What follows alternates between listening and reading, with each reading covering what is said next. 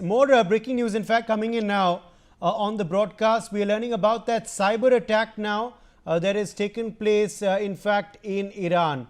Iran claims that this is a cyber attack that has taken place on two banks. An Iranian government spokeswoman has said Bank Sepah and Bank Pasargad have been targeted. There was no compromise in the storage of people's data and that the systems would be restored to their original state. An anti-Iranian government hacking group claimed in social media posts had it not destroyed data at Iran's state-owned bank Sepah.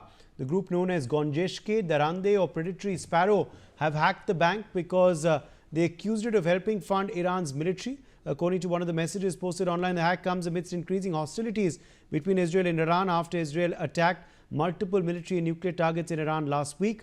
Both sides have, of course, then henceforth retaliated against one another. Major General Shashi Asthana, defense expert, is with us live. Major General Asthana, a cyber attack being reported by Iran now.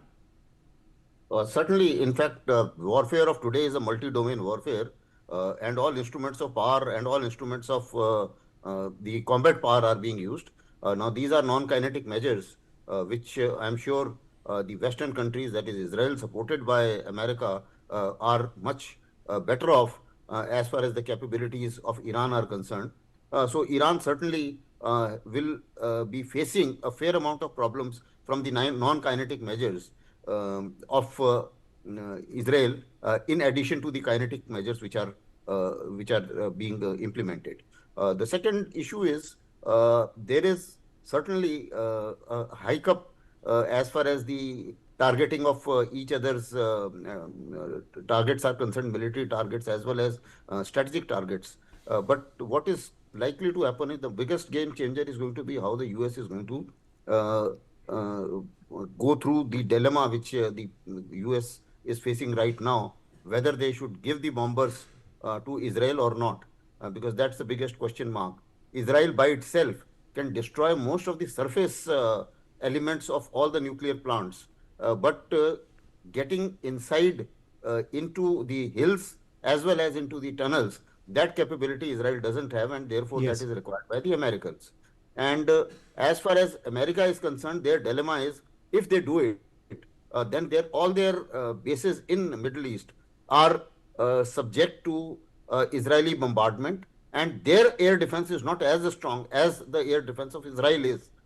So therefore, if they have casualties, they will have to get into the war of a kind in which they were there in Afghanistan and they were there in elsewhere as well. And these wars are not winnable because in a radicalized country like Iran, the hatred for America and Israel will remain. They are not going to surrender by any stretch of imagination, irrespective of what President Trump tweets. And as far as the resilience of these countries to take fair amount of casualties and beating is also quite strong. You would have seen in Gaza, they have been scaring and killing so many people, but then the fact is those guys have still not surrendered. So if they have not surrendered, Taliban never surrendered, Houthis never surrendered, there is no way that Iran is going to surrender. So these are the situations where America is right into it, and Israelis are now actually calculating that maybe that we have to do whatever we have to do by all by ourselves, and if we cannot get too much into the tunnels and the hills, maybe that repeated attacks may get the target what we want to achieve back